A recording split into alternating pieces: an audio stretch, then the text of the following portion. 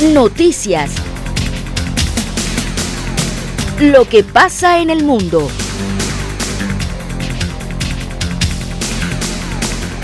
Todo en el contexto nacional.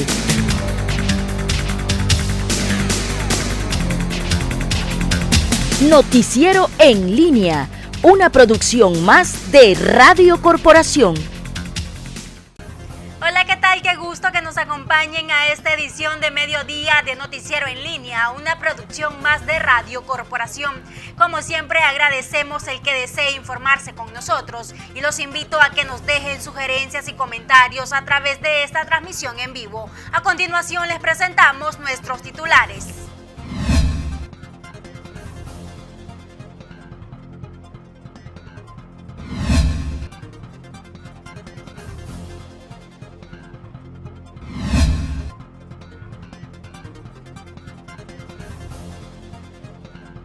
Las medidas que proponía adoptar el régimen de Ortega de no declarar cuarentena para no colapsar la economía podría ser contraproducente debido a la alta tasa de mortalidad del COVID-19 en el país, según el economista Eduardo Solórzano. Esto de mantenerse en la economía es una situación que nos afecta a todos. El gobierno podrá estar dando muestras de dar mayor interés a salvar la economía de una manera muy equivocada, porque la vida es primero, y ha aislado al país de cualquier ayuda internacional por ese comportamiento de decir que por proteger la economía y que así no importa que siga promoviendo marchas o promoviendo aglomeraciones de personas. Realmente eso lo que muestra más bien es que está manejando la economía de una manera errada. La mayoría de los países lo que hacen es proteger la economía a través de regulaciones. No puede haber economía si no hay vida, si no hay actividad económica. Los agentes económicos los formamos el consumo y la producción, la oferta y demanda de productos, de bienes y servicios. Si hay productos y no hay quien los compre, de nada sirve. Si no hay personas vivas que los compren, de nada sirve. Si no hay personas con capacidad de pago, de compra, de nada sirve que estén abiertos.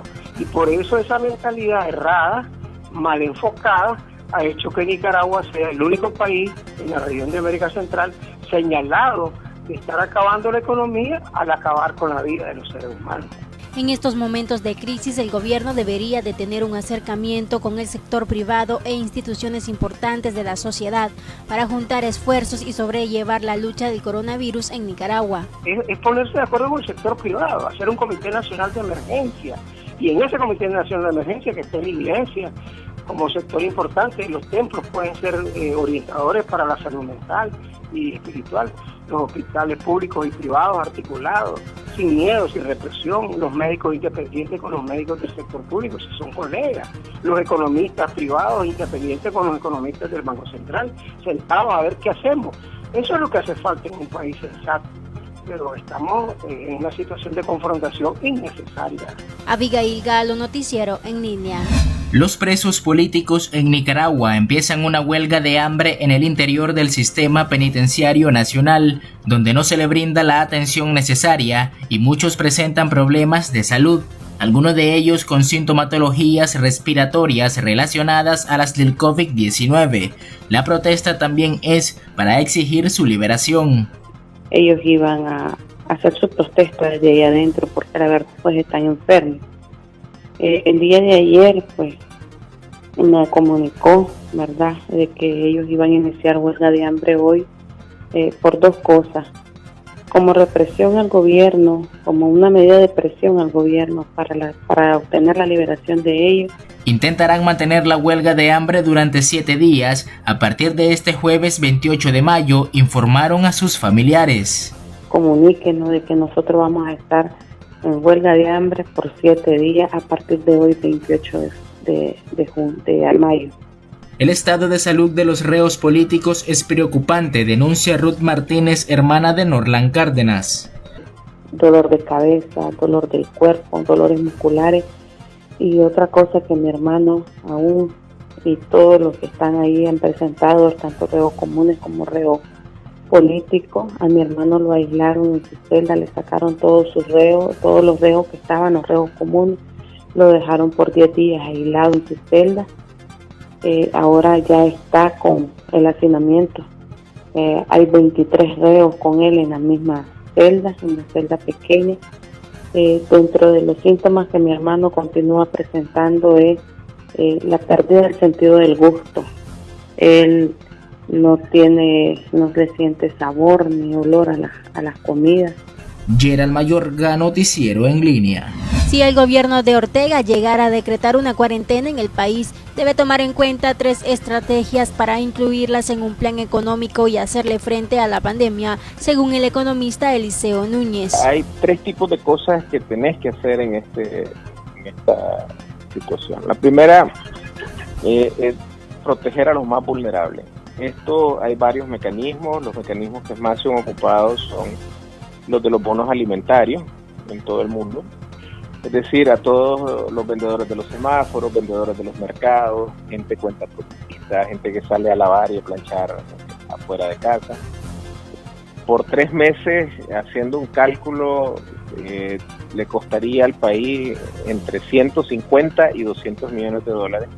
Ese bono alimentario sí asumimos que se le da a 700.000 familias, que son los más vulnerables, y que ese bono anda rondando los $200 mensuales. Por lo menos el equivalente al salario mínimo promedio, entregar a la gente más pobre del país para que pueda cubrir los gastos de canasta básica y todo lo demás. Esto también termina ayudando a sostener el empleo, que es el siguiente tipo de política que tenés que hacer. Desde ayudas directas a las pequeñas y medianas empresas, ayudas directas para sostenerse, y estos son créditos no reembolsables, hasta créditos con condiciones muy favorables que pudiesen ser dados a empresas un poco más grandes, pues ya medianas y empresas consideradas en el límite de ser empresas grandes. Y el otro es para sostener las empresas que tienen que ver con la exportación y con la gran industria del país, que no es muy grande, pero es lo que se conoce como la gran industria del país. En ese sentido, es otro tipo de políticas que tienen que contener principalmente incentivos fiscales. Dicho plan económico es difícil de poner en marcha debido a la falta de credibilidad del gobierno de Nicaragua, explica el economista. Es que el gobierno no tiene credibilidad, y en el juego económico la credibilidad es importantísima. Pues te pongo un ejemplo. Con el déficit fiscal y con el relajamiento de la política monetaria, uno de las consecuencias inmediatas pudiera ser el aumento de la inflación. Con credibilidad un gobierno sale y dice la inflación se debe a A, B y C, y el aparato económico entiende eso, los agentes económicos lo entienden, y la inflación se mantiene dentro de los parámetros reales, un poco más, un poco menos. Pero ante la falta de credibilidad y la política de esconder información, una inflación de 7-8% puede desatar una inflación en cadena por efectos psicológicos que pudiera llevarnos a números realmente de 2 dígitos rápidamente en materia inflacionaria. Entonces, todas estas cosas complican la situación, y por eso es que no es capricho cuando nosotros decimos este país solo tiene solución si Ortega y su familia se van del poder. No hay solución con Ortega y su familia en el poder, porque no tienen capacidad de gestión de la crisis y porque no tienen credibilidad para recuperar el país. Abigail Galo, Noticiero en Línea.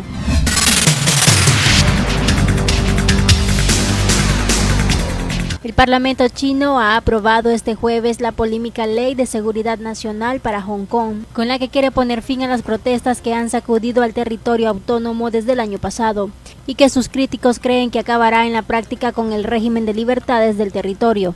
La nueva ley ha sido adoptada a pesar de las advertencias lanzadas en los últimos días por la comunidad internacional desde Estados Unidos a la Unión Europea, que la consideran una amenaza para los derechos de la antigua colonia británica. La nueva ley buscará impedir, detener y castigar cualquier conducta que ponga en grave peligro la seguridad nacional, como el separatismo, la subversión de los poderes del Estado o la organización y ejecución de actividades terroristas, así como actividades de fuerzas extranjeras que interfieran en los asuntos de Hong Kong.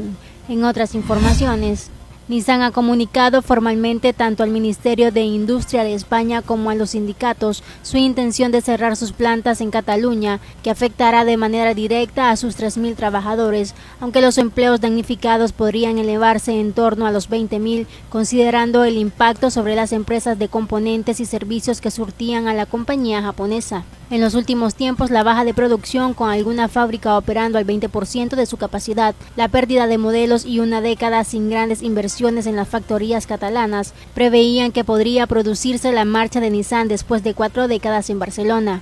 Tras conocer la noticia anunciada por la empresa, la mañana de este jueves miles de sus trabajadores han acudido a protestar a las puertas de la factoría de la Zona Franca en Barcelona, donde se ha podido observar la quema de neumáticos y cantos de proclamas. Por su parte, la ministra de Economía, Nadia Calviño, ha sostenido este jueves que el gobierno de España quiere negociar con la firma japonesa cómo encauzar el cierre anunciado de su planta en Barcelona o bien tratar de buscar una solución alternativa.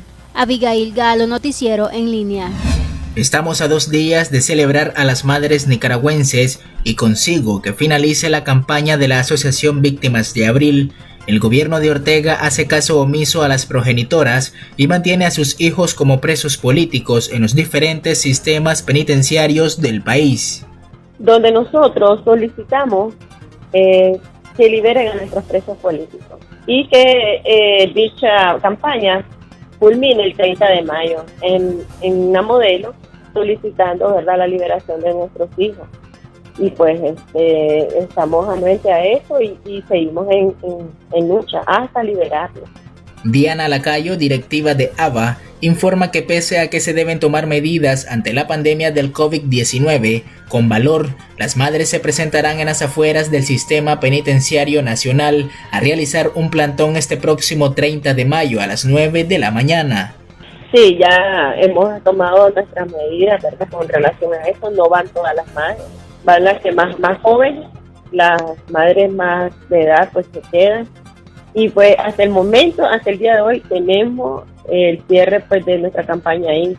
Hay una segunda opción que declararemos ese día. Si en un caso no logramos llegar ahí, entonces inmediatamente se hace la segunda opción. ¡Libertad! ¡Libertad! Gerald Mayorga, Noticiero en Línea. Son al menos 20 abogados que han muerto recientemente por COVID-19, el cual han contraído por continuar ejerciendo su labor con normalidad en el sistema judicial.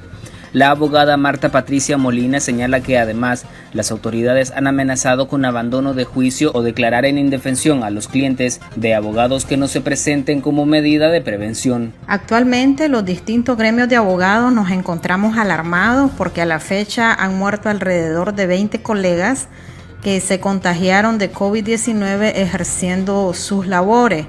Esta cifra podría ser aún mayor porque nos hemos enterado de otras muertes, pero los familiares hasta la fecha no nos han enviado el acta de defunción o han hecho la respectiva denuncia a nosotros.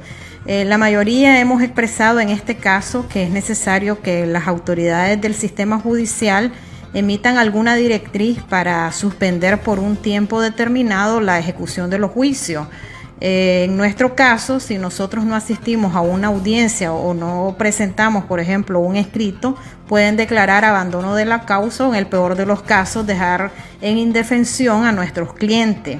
Molina explica que en reiteradas ocasiones el gremio de abogados ha solicitado reprogramaciones de audiencias y que estas han sido denegadas por la imposición de normalidad en el país por parte del gobierno. Además expresa que las autoridades no están actuando bajo sus facultades.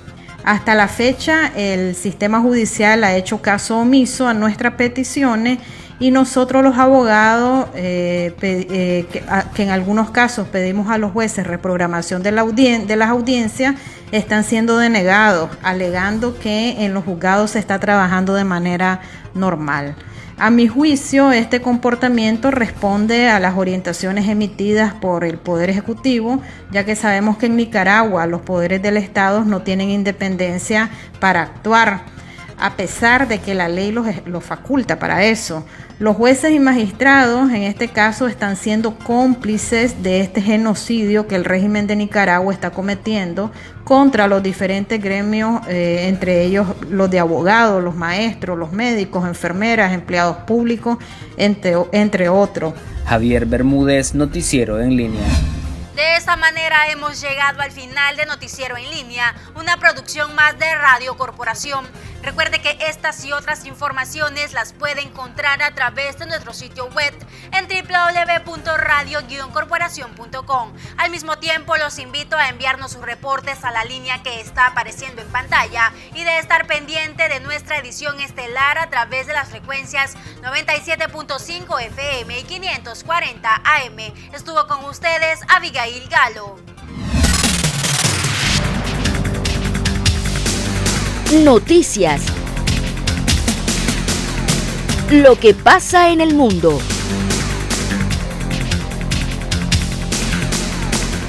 Todo en el contexto nacional.